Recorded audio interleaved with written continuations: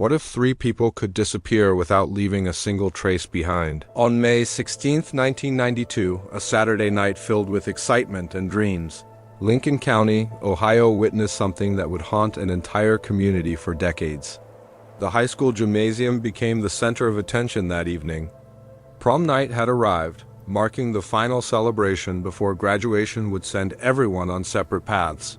The lakeside banquet hall buzzed with energy as cheap disco lights painted the walls. Cologne filled the air, and classic 90s pop music echoed through the space. Joseph Mulvaney, just 18 years old, rarely enjoyed dancing. Tonight felt different, though. He wore a crisp silver-gray tuxedo, his hair slicked back perfectly, flashing smiles at friends gathered across the room. William Hamilton, his closest friend since their Little League days, kept joking around from the snack table. Niki Bell stood nearby, quiet and bright-eyed, wearing a beautiful pink silk dress with a pearl bracelet borrowed from her mother. She laughed more freely than she had in recent months. These three had formed an unbreakable bond since middle school started. Growing up on identical streets, preparing for identical exams, claiming the same diner booth every single weekend. Tonight they felt invincible. Around 11:45 p.m., goodbyes were exchanged as they waved to classmates huddled beneath parking lot lights. Joseph jingled his car keys, making jokes about being the designated driver of terrible choices. The trio climbed into his silver '89 Pontiac Grand Prix together. Their plan seemed straightforward. Drive to the overlook near Miller's Lake, snap some photos, maybe play music before curfew hit. They never returned home. Morning came and parents assumed oversleeping or staying with friends explained the absence. By noon, concern started spreading throughout the neighborhood. None of the three appeared for work, their beds remained perfectly made. Niki's mother Elaine reached out to the Hamiltons first, then contacted the Mulvaneys. Realizing nobody knew the kid's location made her voice break with emotion. Police received notification that evening. Initially, responding officers dismissed it as innocent post-prom fun. Every graduation season brought teenagers who disappeared briefly for weekends. Camping adventures, runaway scares, teenage defiance. They'll show up soon, one officer assured everyone. Sunday night arrived with every phone call checked, every lead investigated, every friend questioned. That earlier optimism transformed into something much darker. Monday morning launched the search operation. Dozens of volunteers spread across back roads connecting the banquet hall to the lake. The sheriff's department deployed patrol cars down forgotten logging trails. Bloodhounds arrived, pressing noses against photographs of the missing teenagers. Helicopters flew circles over rural roads, searchlights sweeping across cornfields, ponds, and deep ravines. Absolutely nothing turned up. No skid marks existed, no debris appeared, no crash evidence surfaced. The Pontiac had vanished, as though darkness swallowed it completely. Parents maintained desperate routines. Joseph's father drove his old pickup repeatedly along Route 39, inspecting every ditch and gully carefully. William's older brother posted flyers at truck stops and gas stations stretching from Lincoln clear to Columbus. Niki's mother stationed herself beside the phone, documenting every anonymous tip received. Reports of a girl spotted at some diner. A car resembling the description near the river, whispers about a party happening in the woods. Every single call concluded in disappointing silence. Week's end brought the community together at St. John's Church for a candlelight vigil. Rows of flickering candles glowed beneath stained glass windows, each flame dancing against incoming drafts. Local reporters showed up, photographing 3 framed senior portraits positioned at the altar, smiling faces permanently frozen from a night destined never to finish. Police studied the county map repeatedly, retracing identical routes with their pens endlessly. From the banquet hall toward Miller's Lake, from the lake toward Route 12, from Route 12 back to the Mulvaney driveway. They felt certain something had been overlooked. Perhaps a turn, a concealed path, a road section too dark for visibility. Nothing was actually there to miss. The first week concluded with transformed headlines. 3 teens vanish after prom night. Regional attention grabbed the case, spreading throughout Ohio like wildfire. Speculation ran wild about carjackings, abductions, even a coordinated runaway pact. Theories multiplied endlessly, though none made complete sense. For these families, time essentially stopped moving. The school year wrapped up, summer season started, the town continued forward. But 3 specific homes in Lincoln County became frozen in time, permanently stuck at 11:45 p.m. on May 16th, 1992, the exact moment a silver Pontiac departed the lakeside parking lot and rolled into complete oblivion. Each passing day made holding on to hope increasingly difficult. August brought a fisherman discovering tire tracks near Bell Creek's edge. 2 faint impressions disappeared straight into thick mud, but divers surfaced with empty hands. Fall arrived with hunters reporting glimpses of metal deep inside a ravine near Route 60. Investigation revealed only a rusted refrigerator dumped there. Nothing pointed anywhere useful. Year's end arrived with the sheriff quietly confessing to families what everyone secretly feared already. No new leads existed, no physical evidence appeared, no witnesses came forward. It's like the earth just opened up and swallowed them whole, he explained solemnly. But parents, siblings, teachers, and friends refused accepting closure. 3 teenagers, 1 car, and every trace of their existence couldn't simply vanish into thin air. Somewhere out there an answer waited, they believed strongly. Maybe buried underwater, concealed beneath soil, or trapped behind someone's guilty silence. They didn't realize yet that this silence would stretch across 24 agonizing years. The second week transformed the word missing from temporary to permanent. The search for 3 seniors, Joseph Mulvaney, William Hamilton, and Niki Bakoles, evolved from frantic urgency into something quieter and heavier. Investigators expanded their search radius, examining every road, bridge, and creek bed throughout Lincoln County. The missing vehicle became everything investigators focused on. Joseph's silver 1989 Pontiac Grand Prix turned into the crucial piece of evidence everyone needed. Detectives broadcasted its description repeatedly through every media outlet and official statement. 2-door coupe, metallic gray finish, license plate reading 4G2971. Despite all the publicity, despite every mile searched, not a single confirmed sighting materialized. The car and its 3 passengers seemed completely erased from existence. Summer brought helicopters flying endless patterns across the sky, scanning riverbanks and quarries where teenagers frequently gathered. Divers plunged into muddy ponds surrounding Miller's Lake, dragging through murky depths, hoping for any silver reflection. Officers investigated sinkholes thoroughly, checked drainage culverts carefully, even explored abandoned farm silos desperately. Every single time, reporters waited at police tape edges, anticipating answers that stubbornly refused to appear. Only one thing remained constant throughout everything. The silence, the eerie stillness following each unsuccessful search operation.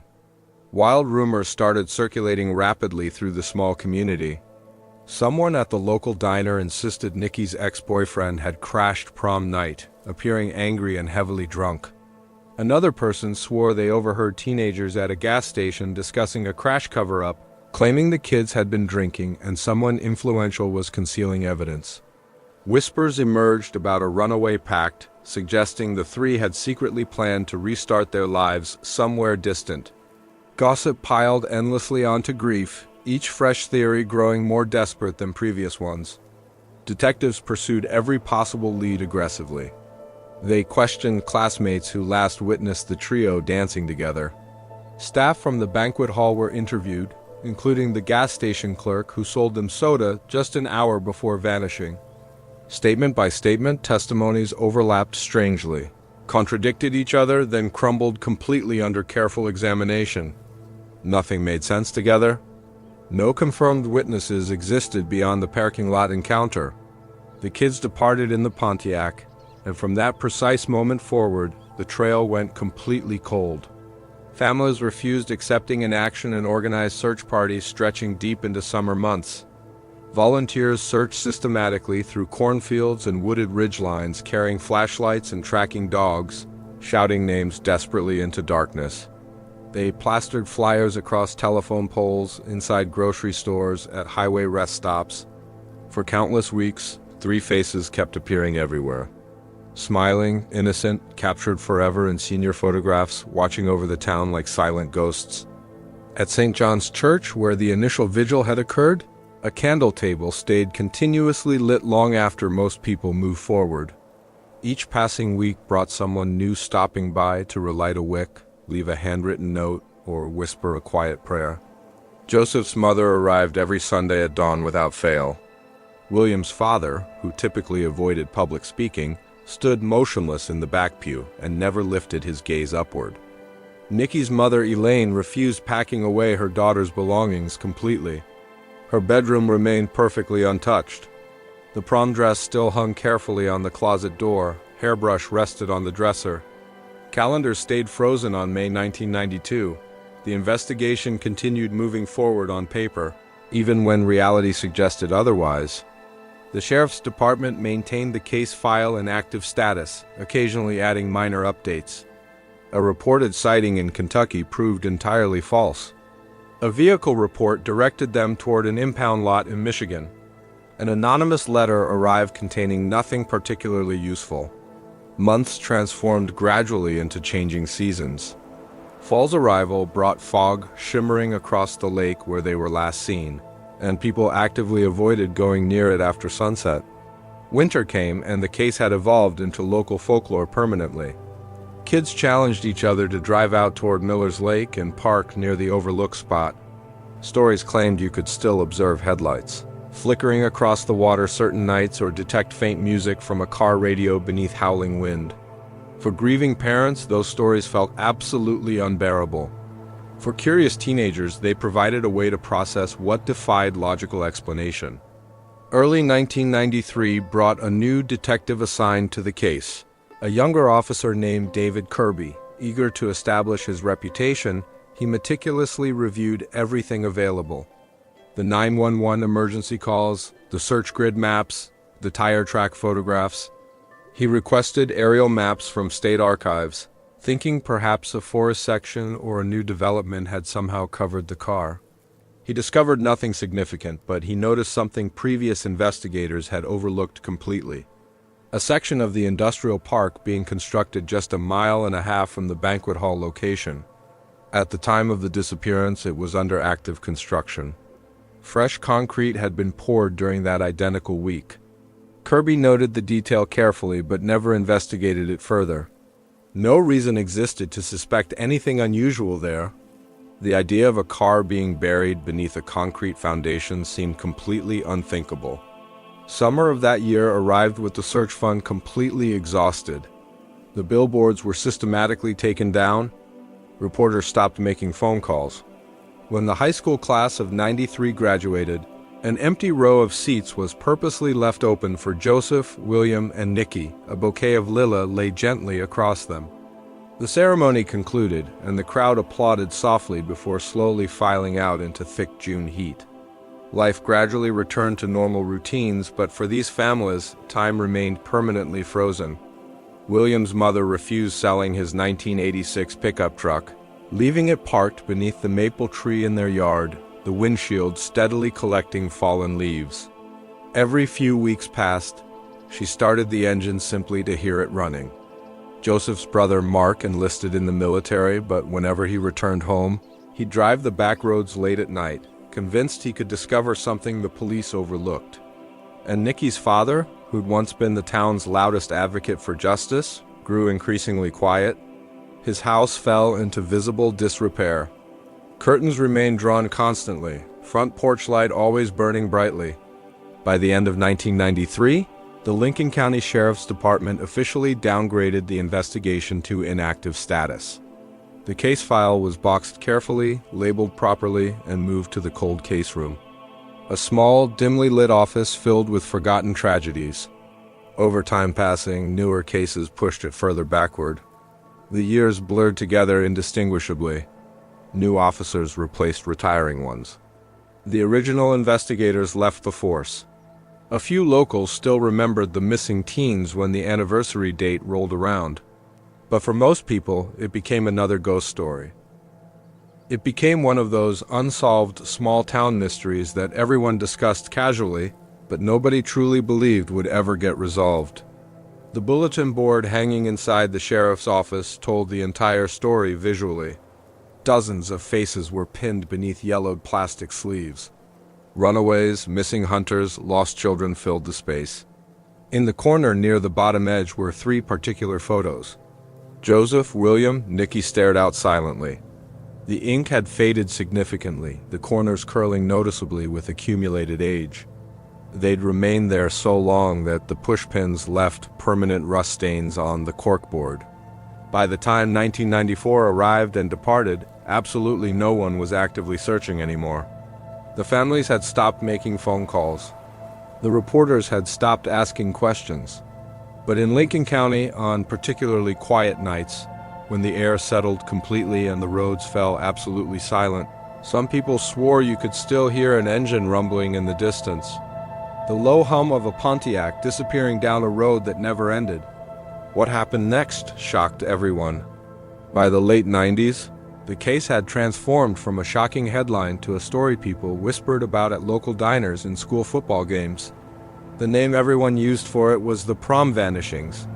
For kids who grew up in Lincoln County, it wasn't simply a mystery story. It was a serious warning. Every teenager who drove those back roads knew the story about the 3 seniors who left the banquet hall one spring night and never returned home. Their photos still hung prominently on the high school's memorial wall, sun faded and curling noticeably at the edges. A complete generation had passed through that building since 1992 ended. But the names Joseph Mulvaney, William Hamilton, and Niki Bakoles never disappeared from daily conversation. They served as reminders of how quickly normal life could turn into absolute nightmare. With no solid evidence available, the story developed a life of its own. Some insisted the kids had crashed into one of the deeper lakes, the ones that stretched for miles underground where sonar technology couldn't reach. Others claimed they had been abducted by someone passing through town, maybe a trucker, maybe a drifter who vanished just as easily afterward. A few went darker, whispering about serious cover-ups, that maybe someone with real influence in the county had buried the truth to protect their own interests. The most popular theory came from local fishermen who swore that a car had gone off an access road near Miller's Quarry. Divers searched it twice during the mid-90s but came up completely empty.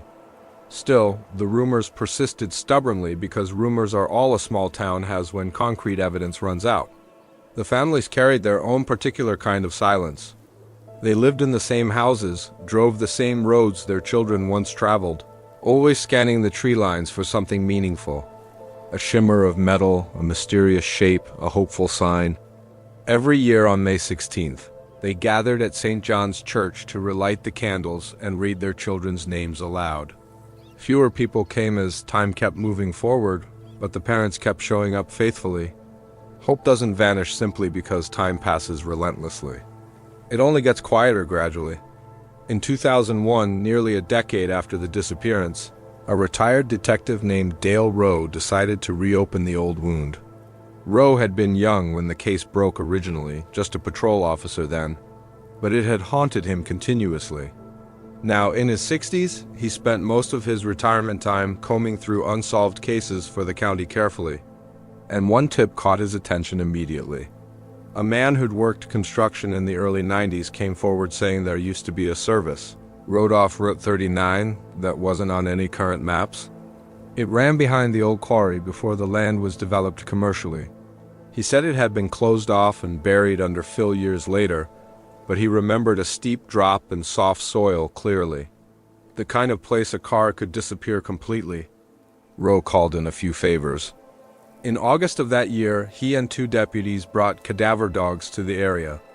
They walked the overgrown trail, cutting through weeds taller than their heads until they reached a patch of uneven ground. The dogs sniffed the perimeter carefully, circling again and again, but gave no signal. The soil was disturbed in places noticeably, but the pattern matched natural erosion, not a burial site. They took soil samples, checked for paint or metal fragments, even scanned the area with a borrowed ground-penetrating radar machine. Nothing turned up. Rowe drove home that night, frustrated but convinced they'd been close. If it happened anywhere, he told a local reporter weeks later, it happened near that quarry. But no funding came for further digs. It was another dead end in a case built entirely on them.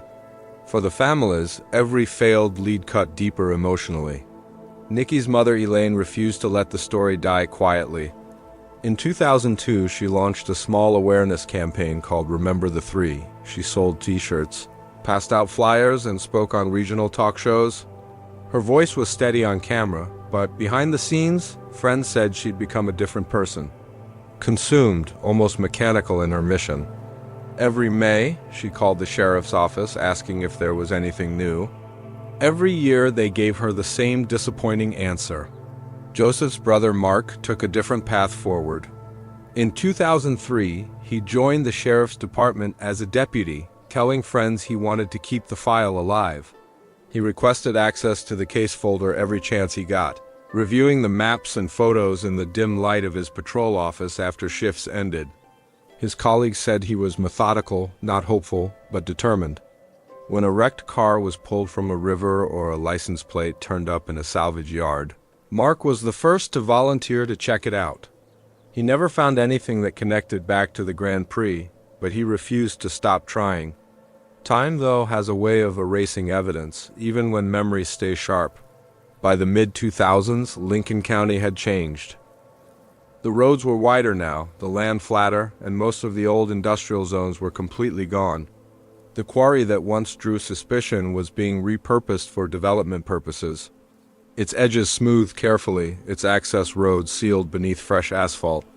Construction crews poured new foundations over forgotten dirt, transforming once desolate land into housing lots.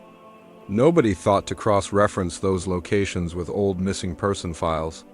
Nobody realized what was being paved over permanently. For the parents, each change felt like losing their children all over again painfully. The lake overlook where the trio was last seen had become a rest area with picnic tables. The banquet hall closed in 2004, the building left to rot until it was torn down completely. Even the high school, once full of memorial plaques and photos, renovated its hallways extensively. The past was vanishing piece by piece, replaced by parking lots, playgrounds, and concrete everywhere. Here's something that will surprise you. By 2010, the case was nearly forgotten outside the families entirely. Only the occasional article brought it back, usually around anniversaries. But for those who lived through it, the loss never dulled emotionally. Niki's father died in 2012, still sleeping in the bedroom across from hers. Elaine kept living in the same house, her daughter's room preserved like a museum exhibit. The walls smelled faintly of her old perfume. Mark Mallet, now a seasoned officer, admitted in an interview that he no longer expected to find them alive. At this point, he said, "I just want to bring them home." His words echoed through the county, reigniting the story briefly, but it would still take another 6 years before anyone realized the truth had been under their feet the entire time. As developers broke ground near Dry Creek Industrial Park in 2016, the same land once tied to the old quarry, the machinery struck something solid beneath the concrete. Workers thought it was piping, maybe an old tank. But the metal gleamed through the dust in a familiar, unmistakable curve. What they unearthed wasn't a pipe. It was the roof of a car that had been sealed in concrete for more than 2 decades. Every case on this channel isn't just a story. It's weeks of digging through records, verifying facts, and piecing together real lives that were lost. Each episode takes nearly 15 days of research and long nights chasing the truth. We do this because these stories matter, and someone out there still deserves to be remembered. If you want us to keep uncovering the truth behind these mysteries, please take a second to subscribe, and tell us in the comments which part of today's case hit you the hardest. Your support keeps us going. And if you want to watch more solved cold cases, the links are waiting for you in the description below. Now, let's get back to the case. It was late July 2016, a humid Ohio morning that started like any other for the crew working off. Dry Creek Road, the site was part of an old industrial lot being prepped for redevelopment. The men had been there for weeks, tearing out cracked concrete and rusted fencing, replacing the skeleton of what used to be a small factory parking area. To anyone passing by, it looked routine. Machines rumbling, dust hanging in the air, the rhythmic clang of metal. But beneath that forgotten stretch of pavement, something waited. Around 10:45 a.m., one of the backhoe operators, a man named Raymond Heller, felt his machine jolt. He thought he'd hit reinforced rebar or maybe a buried fuel tank. He tried again, the bucket clanging against something solid. It didn't sound like pipe. The foreman came over, waved him to stop, and they started digging by hand.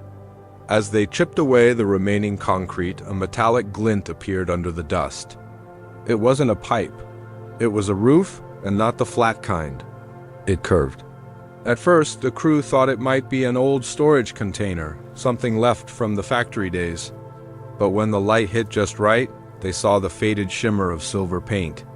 One of them brushed the dust off and felt the outline of a windshield frame. Then a door seam. Within minutes, they realized they weren't standing over an industrial relic. They were standing over a buried car. The foreman radioed into the county sheriff's office immediately. Deputies arrived, roped off the site, and halted all work. Excavation teams were called in to carefully expose the rest of the structure. As the machines peeled back layers of concrete and soil, the shape became undeniable. A compact two-door coupe crushed and sealed beneath nearly 2 feet of hardened cement. The make and model weren't visible yet, but what they could see was clear. This car had been entombed deliberately. By evening, the entire lot was flooded with law enforcement and media. Floodlights illuminated the scene as investigators examined the remains of the vehicle half sunken in the earth. The VIN number was still partially legible. When an officer ran it through the database, everyone standing near him fell silent. The number matched a 1989 Pontiac Grand Prix registered to Joseph Mulvaney, the same Joseph who'd vanished after prom night in 1992, 24 years earlier. News spread fast. Within hours, Lincoln County was swarming with reporters. Camera vans lined Dry Creek Road. By the next morning, every major outlet in the region had picked up the story. Car linked to 1992 prom night disappearance found buried under concrete. For a town that had carried the ghost of this case for decades, it was like the clock had been rewound. The car was carefully extracted in sections to preserve the evidence. The body was twisted and crushed inward as though it had been lowered into a confined pit before the concrete was poured around it. When forensic teams opened the door panels and sifted through the interior, they found human remains.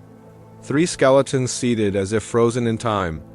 The driver's seat still held the remnants of a tuxedo jacket, buttons tarnished but intact. Beside it, in the passenger seat, a bracelet glinted faintly under the forensic lights. A delicate silver band engraved with the initials NB. In the back seat, they found what was left of a class ring inscribed Lincoln High, 1992. Among the wreckage lay fragments of a cassette case and magnetic tape, the kind teenagers used to record mixtapes for road trips. The forensic team labeled each item with trembling hands. These weren't artifacts. They were answers and reminders of 3 lives that never made it home. What happened next shocked the entire community. By evening, the sheriff's department held a press conference outside the old industrial park. Families stood behind the barricades, silent, clutching each other as the sheriff confirmed what they had feared and longed for in equal measure. The vehicle recovered from the site is confirmed to be the one belonging to Joseph Mulvaney, he said. 3 sets of remains have been located within. Positive identification is pending DNA confirmation. For the Mulvaney, Hamilton, and Bell's families, the world seemed to collapse and steady all at once. For 24 years, they had lived with the not knowing, a kind of limbo that left them unable to mourn or move forward. Now they had something tangible. They had proof their children hadn't run away. They hadn't disappeared by choice. But as the reality sank in, so did the questions. How did a full-sized vehicle end up under a poured slab of concrete on a property that records? Showed had been developed in 1993, a full year after the 3 were reported missing. Who had access to the site at the time, and why had no one noticed the buried car when the foundation was first poured? Detectives began re-examining old files, timelines, and land records. The discovery site was less than 2 miles from the banquet hall where the teens were last seen. In 1992, that stretch of land had been a gravel yard used by local contractors. By mid-1993, it had become part of a small manufacturing complex. The foundation where the car was found matched an expansion that had been rushed to completion that same summer. Within days, search warrants were issued for the original property records and business permits. Investigators learned that the slab had been poured by a construction company called Henders & Sons Contracting, one that no longer existed. The company's owner, Paul Henders, had fled the state in the mid-90s amid unrelated financial crimes. The connection was thin, but it was enough to reopen the entire investigation. Forensic experts examined the car closely. There was no evidence of an external collision, no signs that it had been struck or forced off the road. The undercarriage was intact. The wheels were turned slightly left, suggesting it had been driven into a confined space voluntarily or under control. Inside, the gear shift was still in neutral and the keys were in the ignition. The scene looked less like an accident and more like a burial. News coverage exploded. National outlets picked up the story, dubbing it the concrete car mystery. For weeks, Lincoln County became the center of a long-forgotten nightmare. Former classmates were interviewed. The retired Detective Dale Rowe, who had once searched the quarry just half a mile away, told reporters he wasn't surprised. "We were always close," he said quietly. "Just didn't dig in the right place." The emotional impact was devastating. Niki's mother, Elaine, who had spent decades begging for answers, collapsed during the press briefing. William's sister described feeling hollow, like the past 20 years had just played backwards. Joseph's brother, now a deputy, stood among the officers processing the scene. He didn't speak to the press, but witnesses said he stayed there long after the others left. Just standing near the exposed vehicle, staring at what remained of the car he'd once washed with his brother on summer weekends. For the families, closure didn't feel like peace. It felt like confirmation of their worst fears and the beginning of new ones. Because if the car had been buried intentionally, someone had done it. Someone had gone to extraordinary lengths to make sure it would never be found. And as investigators studied the records of that construction site, the permits, the blueprints, the names listed on payroll in the summer of 1993, one name began to appear over and over again. It was a man who had vanished almost as completely as the three seniors themselves. When the discovery made headlines in 2016, the Lincoln County Sheriff's Department had no choice but to reopen the file. What had once been a mystery frozen in rumor was now physical evidence. A car, 3 bodies, and a timeline that no longer made sense. The forensic reconstruction began immediately.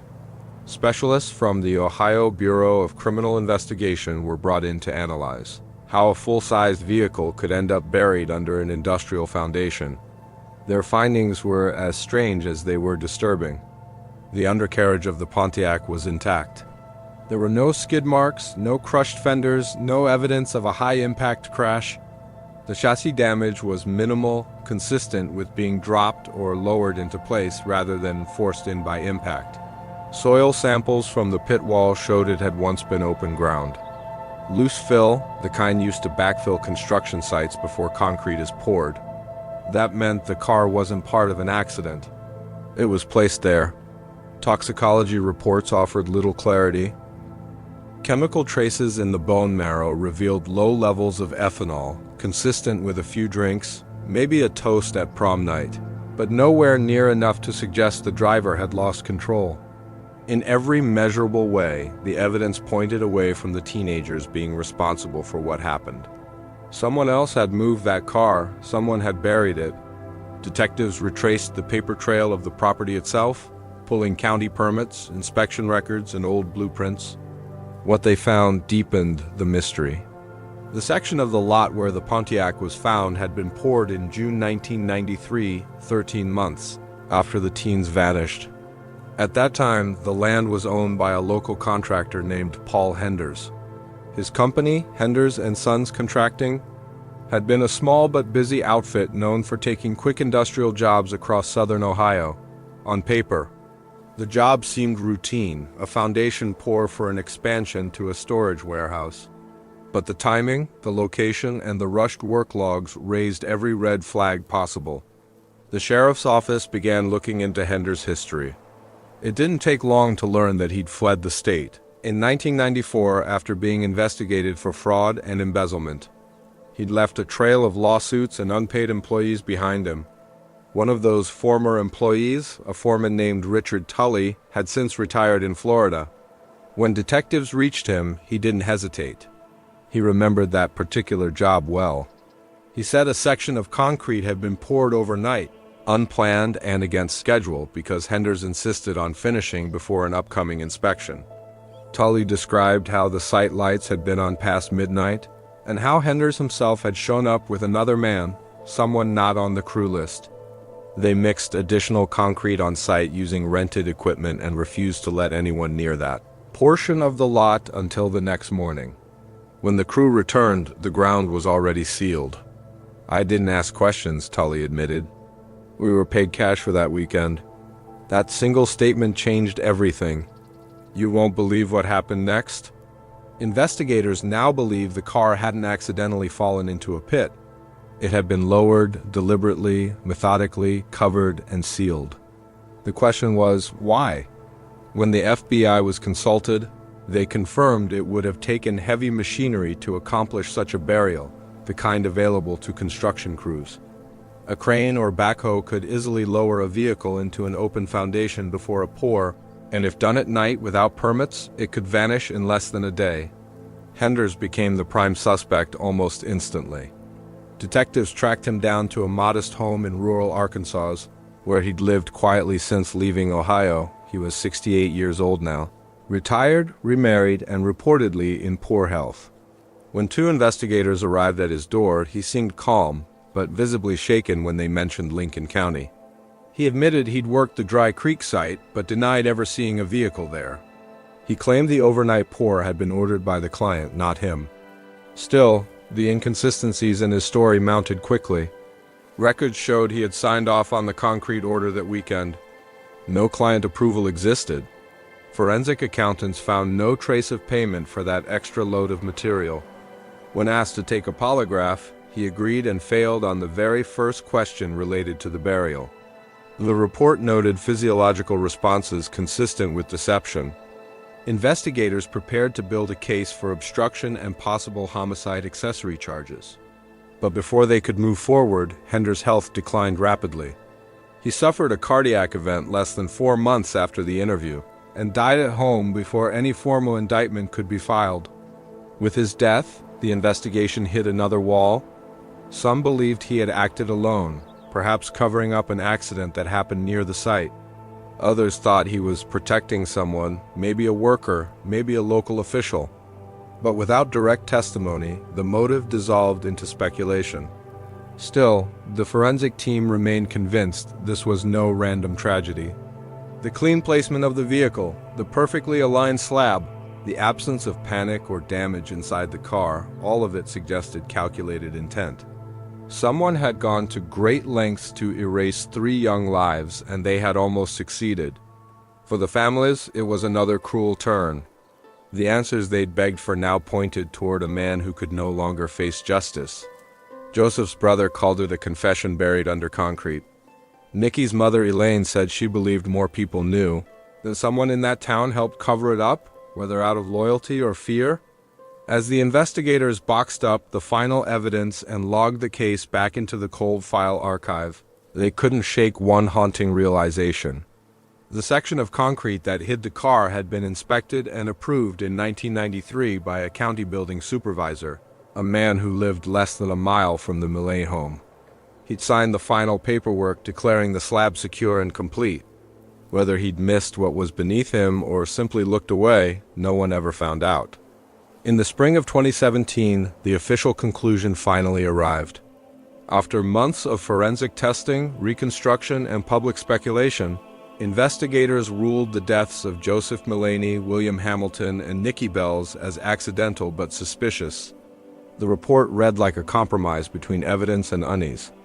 A narrative that made sense on paper, but not in the hearts of those who had waited 25 years for an explanation. According to the official theory, after leaving prom that night in 1992, the three friends had somehow taken a wrong turn down an unfinished service road near the edge of the Dry Creek development zone. The road, still under construction, ended abruptly at a drainage pit where concrete work was set to begin that week. Investigators believe the car may have slipped down the incline, landing nose first into the pit and becoming trapped. Days later, unaware that anything was there, workers poured the concrete foundation, entombing the vehicle and its passengers forever. On paper, it was neat. It accounted for the car, for the timing, for the location, but to the people who knew those kids, it didn't sit right. Not with the families, and not with many of the detectives who lived with the case for decades. There were too many unanswered questions lingering. How had a missing vehicle gone unnoticed by an entire construction crew? How had the pit not been inspected, photographed, or measured before concrete was poured? How did no one notice a Pontiac-sized depression in the foundation afterward? Even more troubling were the forensic inconsistencies discovered. The car showed no signs of the violent impact one would expect from an accidental plunge. The seatbelts were unbuckled.